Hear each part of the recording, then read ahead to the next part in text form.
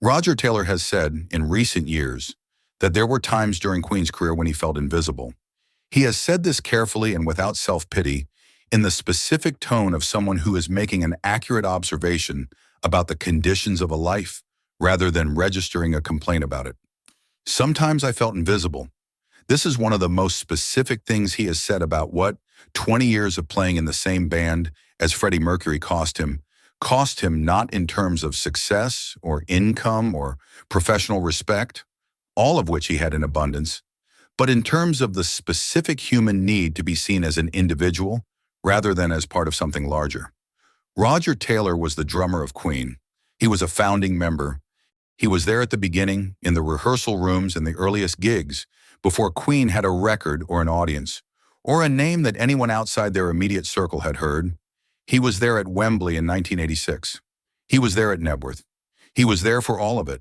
And the specific quality of being there, of being the person at the back of the stage, behind the instrument that defines the rhythm but rarely defines the spotlight in the presence of Freddie Mercury's stage persona, one of the most overwhelming individual presences in the history of live music, is something that Roger Taylor has only recently begun to describe fully. He has said it costs something. He has started finally to say what. Roger Taylor is not a supporting musician.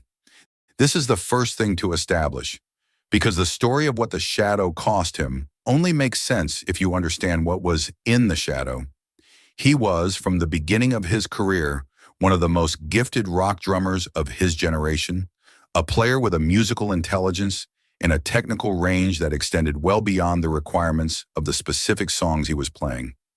His voice was, and remains, extraordinary. A high, clear tenor that could hit notes most rock vocalists cannot reach, that contributed the specific upper register to Queen's vocal harmonies that gave them their characteristic quality. He wrote songs. He wrote Radio Gaga, one of the defining Queen singles and the song that produced the Wembley 1986 moment of 72,000 people clapping in unison. He had, alongside his Queen career, a solo career that spanned decades and several albums. He was, by any reasonable assessment, an extraordinary musician. The specific difficulty of his position in Queen was not that he lacked the ability to be seen. It was that the person he was standing next to was Freddie Mercury. To understand what it meant to be in Queen during the band's peak years, you have to understand the specific quality of Freddie Mercury's presence on a stage, not as a general superlative, but as a specific physical and psychic phenomenon. When Freddie Mercury walked onto a stage, the room reorganized itself around him. Not because he demanded this, he did not need to demand it. It simply happened as a function of the specific combination of his voice, his movement, his relationship with the audience, and the particular quality of charisma that some performers have, and that no training fully explains. The cameras went to Freddie Mercury. The crowd's energy directed itself at Freddie Mercury. The photographs that came out of Queen concerts in the 1970s and 1980s are, with very few exceptions, photographs of Freddie Mercury. This is not a criticism of the photographers. It is an accurate record of where the story was, and the story was at the front of the stage. Behind the story, at the back, behind the drum kit, was Roger Taylor. The cameras went to the front of the stage. The crowd's energy went to the front of the stage. The memory of Queen concerts goes to the front of the stage, and Roger Taylor was at the back, not because he was lesser because he played the drums, and the drums are at the back, and the person at the front was Freddie Mercury. Both of these things were true simultaneously. The extraordinary musician at the back, in the shadow of the extraordinary performer at the front. 20 years of this. And recently, finally, Roger Taylor has started to say what that was like from the inside. The drum kit is the instrument that determines a musician's physical position on the stage. You cannot move a drum kit to the front. You cannot bring it into the spotlight the way a guitarist can move to the front, or a vocalist can engage the entire front of the arena.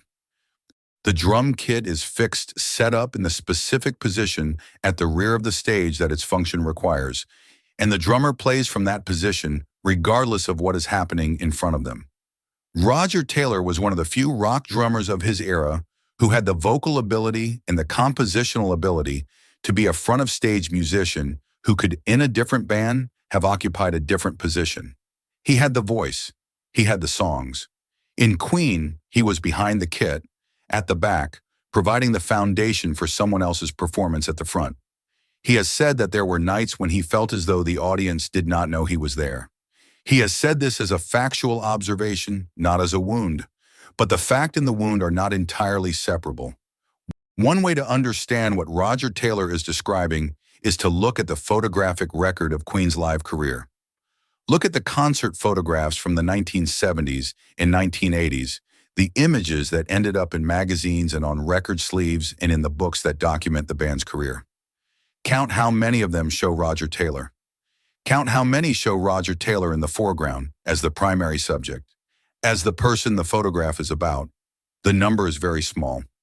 Not because Roger Taylor was absent, he was present at every concert, playing the foundation of everything happening at the front, but because the photographers were pointing their lenses at the front of the stage, at Freddie Mercury, at Brian May, who moved to the front regularly, whose visual quality, the hair, the guitar, the theatricality, made him a compelling photographic subject alongside Freddie. Roger Taylor appears in the background of photographs of Freddie Mercury. Roger Taylor appears in the background of photographs of Brian May. He is there. He is playing. He is giving everything he has. And in almost every image, he is in the background. Roger Taylor wrote Radio Gaga. He wrote it in 1983, and it became one of the most defining Queen singles, and it produced the single most celebrated audience participation moment in the history of rock music, the Wembley 1986 clapping sequence. 72,000 people moving in unison, the moment this channel described in an earlier video as the one moment when Queen exceeded even the Beatles in the specific quality of performer-audience communion. Radio Gaga is Roger Taylor's song. The most extraordinary crowd moment in Queen's history was produced by a song that Roger Taylor wrote, and the person conducting that crowd was Freddie Mercury. Roger Taylor's song, Freddie Mercury's moment, both things simultaneously true. The specific quality of what this costs the person who wrote the song and was at the back of the stage watching someone else make the song into the moment, this is what Roger Taylor has recently begun to describe. Not bitterness, something more specific and more difficult than bitterness.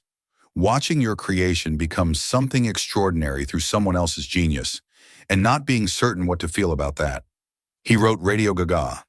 He was at the back of the stage at Wembley 1986 while Freddie Mercury conducted 72,000 people with the song Roger Taylor had written.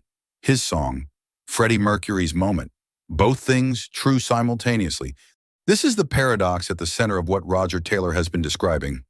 Not that Freddie Mercury was wrong to be what he was, not that the moment was less than extraordinary, because it was made from someone else's song. The moment was extraordinary. And watching it happen from the back of the stage, behind the drum kit, was something that cost something. And what it cost is only recently being named. Roger Taylor's solo career, which produced several albums across the 1980s and 1990s, can be understood, at least in part, as the specific search for the front of the stage. The space in which he was the person the cameras were pointing at. The space in which the song he wrote was also the moment he conducted. His solo work is the work of a musician who wanted to be heard as an individual rather than as the rhythmic foundation of a larger organism. He sang more. He moved to instruments other than the drums. He wrote songs that were his in a more complete sense than songs written for Queen could be, because in the solo context there was no stage for the songs to be taken from him by a larger presence. The solo work did not produce the commercial success of Queen, but it gave Roger Taylor something that Queen could not give him. The experience of being the primary presence, of being seen as the person rather than as the background of the person. In recent interviews in the years since the Bohemian Rhapsody film renewed public interest in Queen's history, Roger Taylor has spoken with increasing candor about the specific experience of his position in the band. He has talked about the specific difficulty of being the drummer, not the technical difficulty, but the positional difficulty. He has talked about watching Freddie Mercury at the front of the stage and understanding with complete clarity that what was happening there was something nobody else in the band could have produced and that the world would always look at before it looked at anyone else. He has talked about the years when he wondered whether the things he contributed were being received at all, given the scale of what was being received at the front. Sometimes I felt invisible. He has said this in the specific tone of someone who is telling the truth about a thing they have known for a long time and have recently decided to stop not saying. The Freddie Mercury tribute concert on the 20th of April, 1992. The concert at Wembley Stadium that brought together an extraordinary range of artists to perform Queen's music in Freddie Mercury's memory was the first large public event in which Roger Taylor was visible as an individual in a new way. He was on stage. He was drumming. But this time, the stage was not organized around Freddie Mercury's presence, because Freddie Mercury was not there. And Roger Taylor was visible in a way that had not been fully available for 20 years, not because he had moved forward, but because the person who had been in front had gone. This is a complicated form of visibility to receive. It is not what he would have chosen. He would have chosen the shadow every time if the shadow meant Freddie Mercury was there to cast it. But the shadow was also a cost, and the cost is only now, 30 years later, being fully named. At the tribute concert, Freddie Mercury was gone. The stage was not organized around his presence, and Roger Taylor was visible in a way he had not been fully visible for 20 years, not because he had changed, but because the shadow had lifted. This is the most complicated part of what Roger Taylor has recently been talking about, the visibility that came with the loss. He did not want the visibility this way. He would have chosen the shadow every time if the shadow meant Freddie Mercury was there to cast it. But the shadow was also a cost, and the cost is only now being fully named. The story of Roger Taylor's experience of invisibility within Queen is not a story about Queen being wrong or Freddie Mercury being wrong. It is a story about the specific reality of what a band is when one member has a quality of stage presence that is, literally and without exaggeration, larger than any other presence in the room. His presence was not a theft of something that belonged to the other members.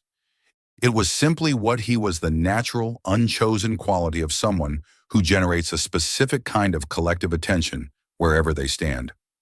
The difficulty for Roger Taylor was not that Freddie Mercury was doing something wrong. The difficulty was that the instrument Roger Taylor played required him to be in a specific position on the stage, and the specific position on the stage was behind the thing that everyone was looking at. Talent and position and the specific accident of being in the same band as one of the most charismatic performers who ever lived combined to produce a form of invisibility that was not Roger Taylor's fault and was not Freddie Mercury's fault and was simply the condition of the specific configuration they had all chosen. He said it clearly. Sometimes I felt invisible. 50 years after he first sat behind the drum kit in the band that would become Queen, Roger Taylor said the specific thing he had been carrying for those 50 years. Not to diminish Freddie Mercury, the shadow was cast by someone extraordinary. And Roger Taylor has said this too, with complete sincerity. Not to diminish Queen, but to say the other thing as well. The thing that was also true, the cost of playing in the shadow of the most extraordinary stage presence of the generation. He said it. Finally, it mattered that he said it. Roger Taylor spent 20 years playing in Freddie Mercury's shadow. He was at the back of the stage for every concert. He was in the background of every photograph. He wrote Radio Gaga and watched Freddie Mercury conduct 72,000 people with it at Wembley. He felt sometimes invisible, and he has recently started to say this in the specific tone of someone who is not registering a complaint, but is telling the truth about the cost of a specific form of belonging, the cost of being part of something extraordinary in a position that made it very difficult to be individually seen. The shadow was cast by someone he loved and admired and has described in every public context in which the question has arisen as the most extraordinary person he ever knew. Both things are true simultaneously. The shadow was real, the love was real, the cost was real, the extraordinary was real. Roger Taylor played the drums for 20 years at the back of the stage and gave everything he had to every note of it and felt invisible doing it and has finally said so. That is the whole truth. It took 50 years to say it completely. It was worth saying.